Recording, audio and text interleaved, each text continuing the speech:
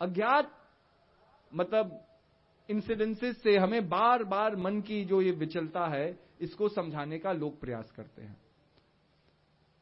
आदि गुरु शंकराचार्य ने भी जो अद्वैत फिलॉसफी को बनाया, जब पहले लोग द्वैत में विश्वास करते थे, लोगों का एक विचारधारा थी कि भाई संसार में प्रभु परमात्मा अलग है, जीवात्मा अलग है, और हमारा संसार में अगर आना हो गया तो हम परम परमात्मा से एकदम अलग हो गए, और किसी भोग या किसी पश्चाताप करने के लिए हमारा जन्म इस संसार में हुआ है। जब तक वो पश्चाताप पूरा नहीं होगा, इस संसार के जीवन मरण के तराजू में हम तोलते रहेंगे, और फिर सुख दुख के इस झमेले में हम पिसते चले जाएंगे। ये एक विचारधारा थी। तो लोग जब संसार को जीते थे तो कर्मकांड में ही फंसे हुए थे, क्योंकि वो जानते थे कि भाई हम तो प्रभु परमात्मा से अलग है, कभी प्रभु परमात्मा की प्राप्ति हम कर ही नहीं सकते, और इसी संसार के भोगों को हमें भोगना है। तो ये एक विचारधारा थी। लेकिन जब आदि गुरु शंकराचार्य जी एक अपने जीवन को शुरू करते हैं, अपने घर गृहस्थी का त्याग करते हैं, अपने माता जी से आज्ञा लेते हैं कि मैं ब्रह्मचारी जीवन का अनुराग करना चाहता हूं, और वो ब्रह्मचारी बन करके भाई जो सनातन धर्म की पद्धति को आगे बढ़ाने के लिए निकलते हैं। तो एक जगह वो शमशान घाट से गुजर रहे होते हैं, तो शमशान घाट में एक डोम उनका रास्ता रोकता है, उनसे प्रश्न करता है, और 5-6 प्रश्न ऐसे पूछता है जिसके उत्तर स्वयं आदि गुरु शंकराचार्य जी के अंदर नहीं थे। तो वो प्रश्न कहते हैं कि एक तरीके से भगवान शंकर उस डोम के रूप में आते हैं और आदि गुरु शंकराचार्य जी के अंदर आध्यात्मिक चेतना को जागृत करने के लिए वो प्रश्न पूछते हैं। क्योंकि कभी कभी हम सही प्रश्न अपने आप से पूछे तो जीवन में सही प्रश्न सही उत्तर तक हमें ले जाते हैं। अब प्रश्न ही हमारे सही नहीं है, हम उल्टे सीधे प्रश्न भगवान से पूछ रहे हैं, तो फिर उत्तर भी हमें कभी सही नहीं मिलेगा। तो जब प्रश्नों का वो चिंतन करते हैं, डोम ये पूछता है आदि गुरु शंकराचार्य जी से, अगर इस कुत्ते में भी आत्मा है और आपके अंदर भी आत्मा है, तो ये बताओ कि आप दोनों के आत्मा में बड़ी कौन सी शक्ति हो गई। क्योंकि आदमी के अंदर एकदम अहंकार है, हम कुछ चीजें कर सकते हैं जो और प्राणी नहीं कर सकते, तो हम सोचते हैं हम सर्वश्रेष्ठ हो गए। लेकिन संसार में हम सर्वश्रेष्ठ नहीं है, ये तो हमारा ईगो या हमारे अंदर हमारा अहंकार है जो हमें ये विश्वास दिला रहा है। हम एक अंशी के अंश है, और उस अंशी की अपारता को अगर हमें समझना है तो सबसे पहले अपने अहंकार को खत्म करना होगा। इसी के लिए कबीरदास जी बड़े सुंदर शब्दों में ये समझाते हैं कि अहंकार का हनन कितना जरूरी है।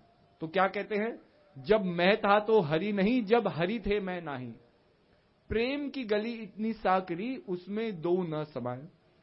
कि जब मैं था, जब मेरे अंदर अहंकार था, जब मेरे अंदर मैं ही मैं भरा था, तब मैंने प्रभु को समझा ही नहीं। जब मैं था तो हरि नहीं, मतलब भगवान की उस अपारता को मेरे अंदर समझने की वो कैपेबिलिटी ही नहीं है, क्योंकि मेरे अंदर अभी अहंकार ही भरा हुआ है।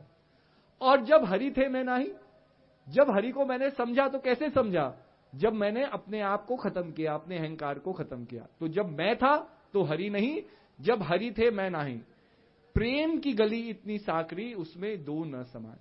कि प्रेम की गली, वो जो प्रभु तक जाने का रास्ता है, वो इतना सिकड़ा हुआ है कि उसके अंदर दो भावनाएं नहीं समाएंगी। दो भावनाओं का मतलब क्या है कि प्रेम भी मेरे अंदर हो, स्वार्थ भी मेरे अंदर हो, प्रेम भी मेरे अंदर हो, लालच भी मेरे अंदर हो, प्रेम भी मेरे अंदर हो, कपट भी मेरे अंदर हो। और भाई जो जीवन में मेरे पास है वो तो दोनों जीवन में रहेगा ना, मेरा सांसारिक जीवन है, मेरा आध्यात्मिक जीवन है, दोनों कर्तव्यों को पूरा करते हुए मुझे जीवन को जीना है। अब ये तो नहीं हो सकता कि भाई संसार में मैं कपटी बन जाऊं और आध्यात्मिक जीवन में मैं एक संत बन जाऊं, या आध्यात्मिक जीवन में मैं छल कपट कर रहा हूं और अपने सांसारिक जीवन में एक अच्छा पिता भी बन जाऊं, एक अच्छा भाई भी बन जाऊं, एक अच्छा पति भी बन जाऊं। ये सब संभव नहीं है, क्योंकि जो मेरा आचरण है उसकी झलक दोनों जीवनों पे पड़ेगी। तो अपने मन को समझो, अपने मन को सही जगह लगाओ, यही जीवन का सबसे बड़ा संघर्ष है। हम जरूर समाज को समझने की बात करते हैं, अपने सगे संबंधियों को समझने की बात करते हैं, उनके दुखों को दूर करने की बात करते हैं, अपने समाज के संघर्षों को दूर करने की बात करते हैं। कोई व्यक्ति एक ऐसी पोजीशन पे आ जाता है जो अपने से बढ़ करके कर्म कर सकता है। लेकिन अगर मैं ही जीवन में संतुष्ट नहीं हूं, मैं ही जीवन में खुश नहीं हूं, तो मैं किसी और को वो संतुष्टि और खुशी प्रदान नहीं कर सकता। तो इसी के लिए सबसे पहला संघर्ष हम सबका अपने आप से होना चाहिए।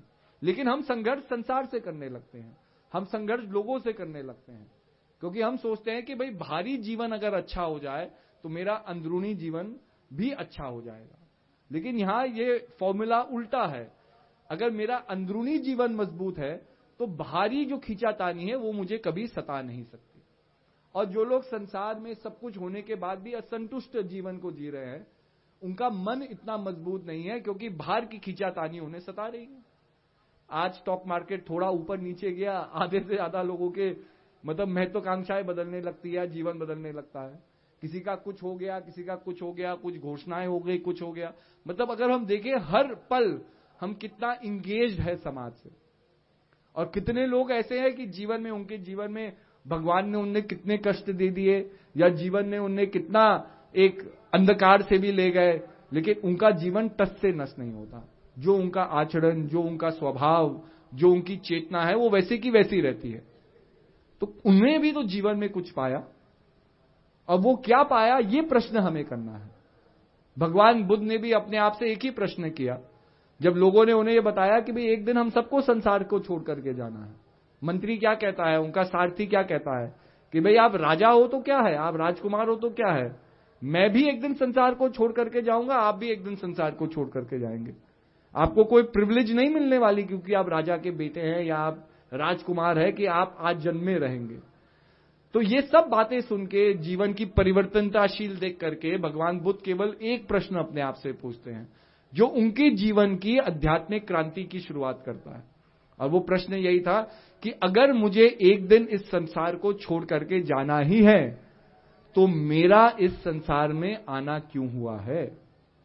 और यही प्रश्न आप अपने आप से पूछो। स्वाभाविक है, हम संसार में जन्मों, हमारा तो भाई सनातन धर्म ये बार बार कहता है कि लक 84 योनि में हम बंधे हुए हैं। लक 84 योनि मतलब कितनी बार हमने बार बार संसार में जन्म लिया है कुछ पाने के लिए, कुछ हमने खोया है, फिर जो नहीं पाया उसको पाने के लिए हम वापस संसार में आते हैं, एक पॉइंट ऑफ सैचुरेशन को पाने के लिए आते हैं। क्योंकि भगवान कृष्ण यही कहते हैं कि अर्जुन, मेरा एक ऐसा धाम है जहां आदमी पहुंचने के बाद लौटता नहीं। इसका मतलब एक पॉइंट ऑफ सैचुरेशन है। पॉइंट ऑफ सैचुरेशन क्या है?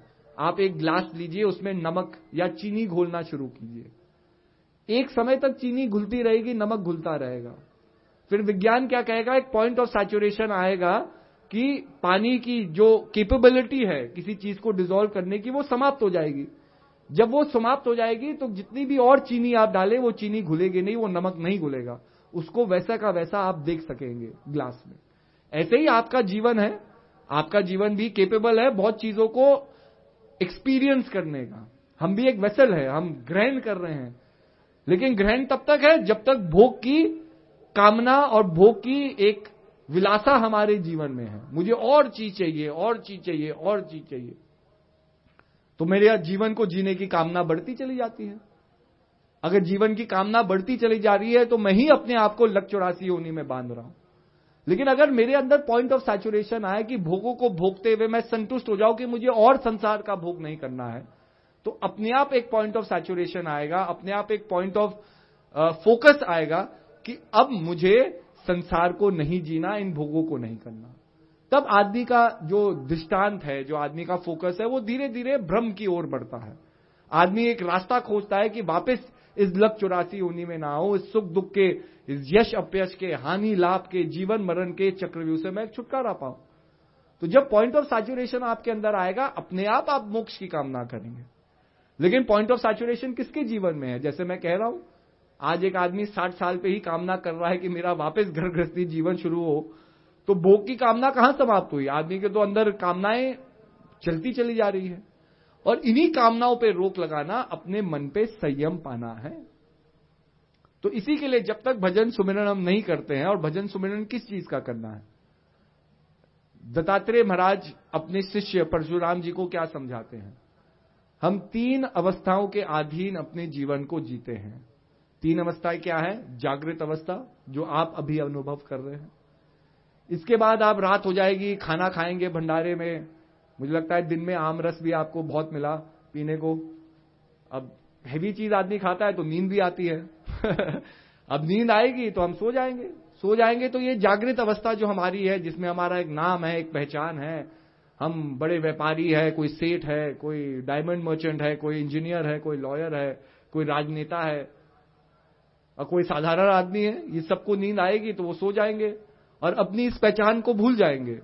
आप कहां हैं, कहां रहते हैं, ये सब एक मिथ्या बन जाएगी और स्वप्न अवस्था अपने आप जागृत होगी।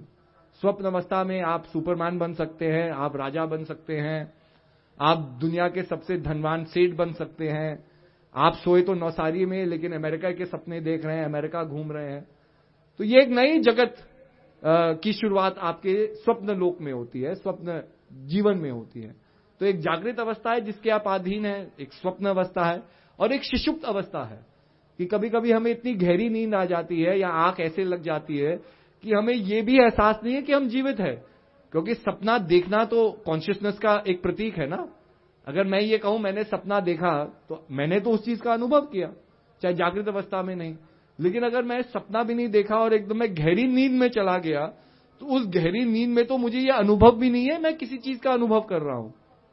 जागृत अवस्था में आप अपने जीवन का अनुभव कर रहे हैं, स्वप्न अवस्था में अपने सपने का अनुभव कर रहे हैं, लेकिन एकदम गहरी निद्रा में आपको यह भी एहसास नहीं है कि आप जीवित है।